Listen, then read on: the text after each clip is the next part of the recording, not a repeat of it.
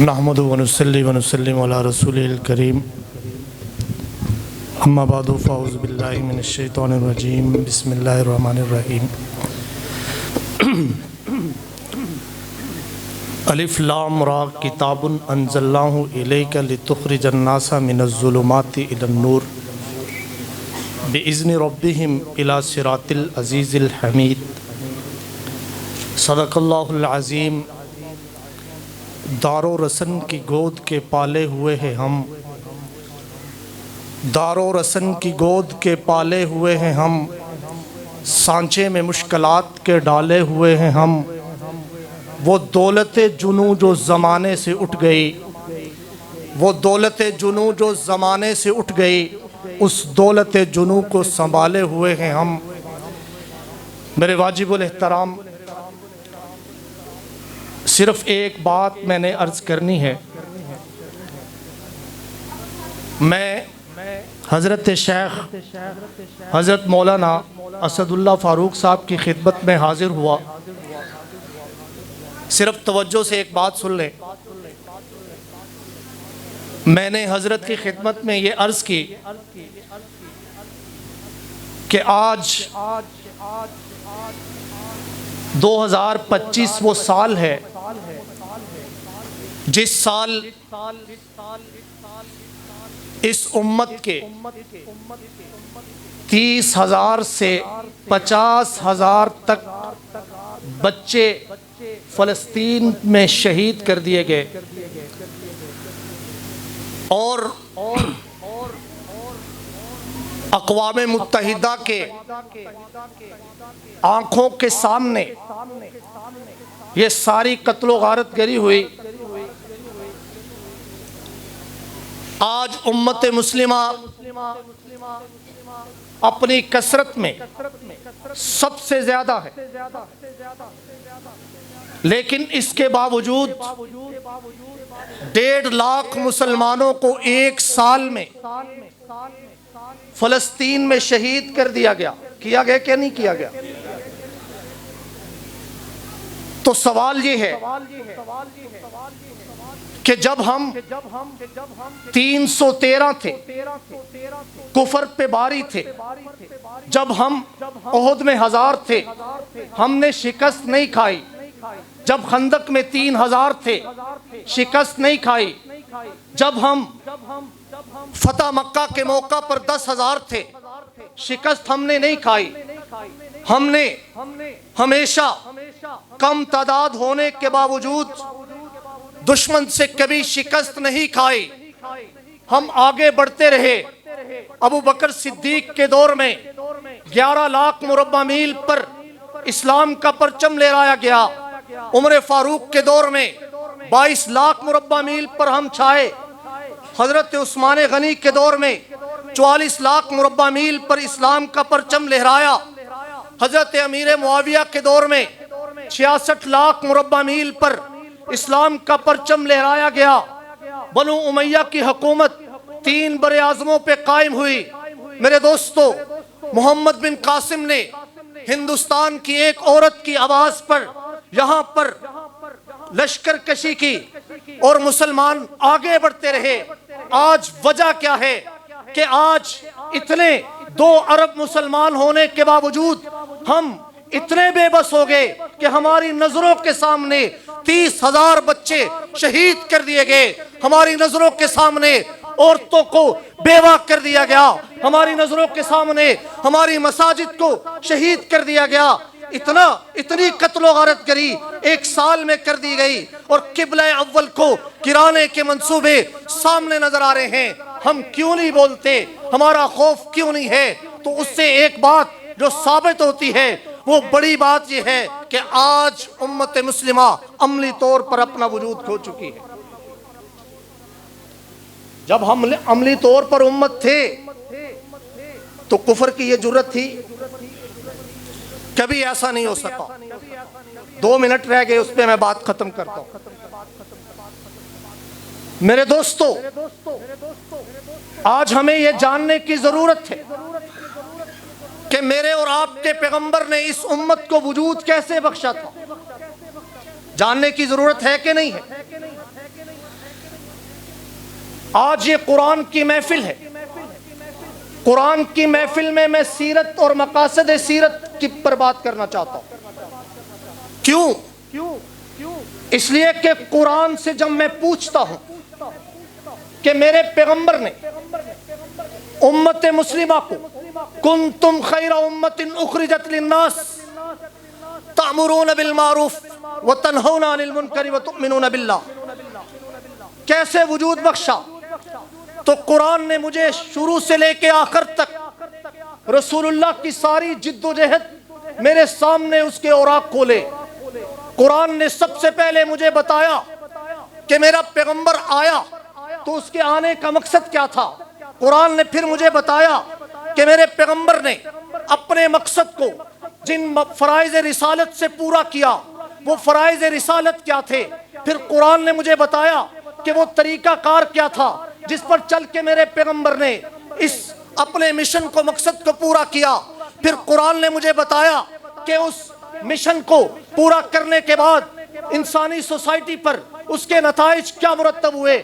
قرآن نے مجھے وہ سارا نقشہ میرے سامنے رکھا کہ میرے پیغمبر کے آنے کا مقصد یہ تھا کہ الف لام را کتاب انزلناہ الیک لتخرج الناس من الظلمات الی النور، اے پیغمبر ہم نے قرآن اس لیے اتارا، آپ کو اس لیے بھیجا تاکہ آپ انسانیت کو اندھیروں سے نکال کر روشنی میں لائیں۔ میں نے پوچھا کہ یہ اندھیرے کیا ہیں، یہ روشنی کیا ہے، تو قرآن نے مجھے کہا کہ الہاکم التکاثر، یہ جو دنیا پرستی ہے، یہ جو اقتدار پرستی ہے، یہ جو لذت پرستی ہے، یہ وہ اندھیرے ہیں کہ جس سے نکالنے کے لیے انسانیت کو میرے پیغمبر کو اللہ تبارک و تعالیٰ نے بھیجا۔ پھر میں نے پوچھا کہ وہ روشنی کیا ہے جس کی بنیاد پر انسانی سوسائٹی کو قائم کرنے کے لیے میرے پیغمبر کو بھیجا گیا، تو قرآن نے کہا وہ روشنی ایمان کی روشنی ہے، وہ روشنی جو ہے تقوی کی روشنی ہے، وہ روشنی اعمال صالحہ کی روشنی ہے۔ میرے پیغمبر نے انسانوں کی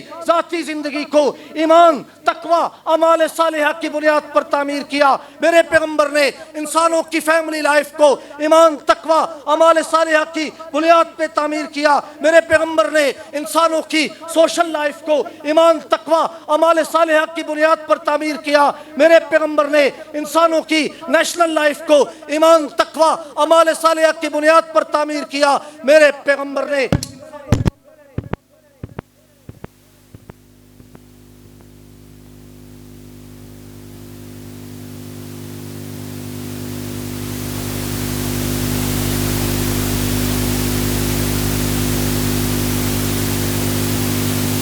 کہا کنتم خیر امت اخرجت للناس تأمرون بالمعروف وتنہون عن المنکر، اے انسانوں، اے صحابہ، اصحاب رسول، اللہ کے پیغمبر نے تمہیں ایک ایک فرد کو چنا، تمہارے اندر سے ایک ایک خاندان کو چنا، تمہاری سوسائٹی کو تشکیل دیا، پھر تمہارے اندر ایک امت پیدا کی۔ اس امت نے آگے بڑھ کر پوری دنیا میں دین کا تحفظ کیا، انسانی جان کا تحفظ کیا، انسانی عقل کا تحفظ کیا، انسانی عزت، آبرو، آزادی کا تحفظ کیا۔ میرے دوستو، یہ میرے پیغمبر کے امت کو تشکیل دینے کا وہ طریقہ تھا جو قرآن پاک نے مجھے اور آپ کو سمجھایا تھا۔ میری بات آپ کو سمجھ میں آئی؟ یہاں جگہ تھوڑی کم ہے۔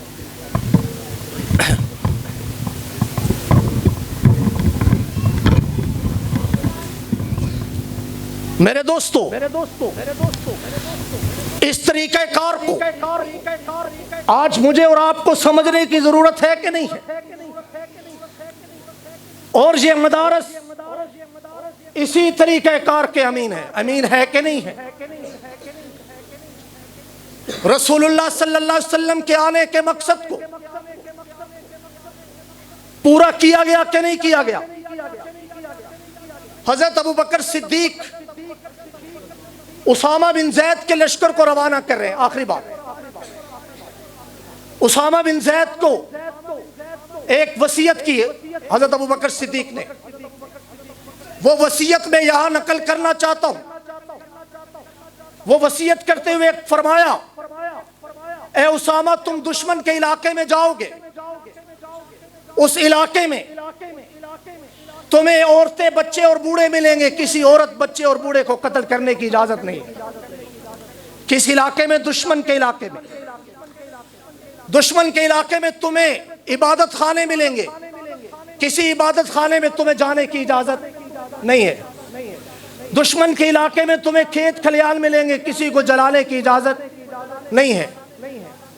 دشمن کے علاقے میں تمہیں لوگوں کے گھر ملیں گے، کسی کے چادر چار دیواری کے تقدس کو فراموش کرنے کی اجازت نہیں ہے۔ یہ کس کے علاقے میں؟ دشمن کے علاقے میں۔ میری بات آپ کو سمجھ میں آ رہی ہے؟ اور یہی چیزیں آج مجھے میرے ملک میں محفوظ نظر نہیں آتی، میرے ملک میں محفوظ نظر نہیں آتی۔ وجہ کیا ہے؟ کہ ہم نے رسول اللہ صلی اللہ علیہ وسلم کے آنے کے مقاصد کو فراموش کر دیا۔ فراموش کیا کہ نہیں کیا؟ رسول اللہ صلی اللہ علیہ وسلم جب مدینہ میں آئے تو 10,000 مربع کلومیٹر پر آپ کی حکومت قائم ہوئی، اور جب مدینہ سے آپ صلی اللہ علیہ وسلم جب دنیا سے رخصت ہوئے تو 10 لاکھ مربع میل پر آپ کی حکومت قائم تھی۔ صرف 10 سالوں میں 10,000 سے 10 لاکھ مربع میل پر حکومت قائم ہوئی۔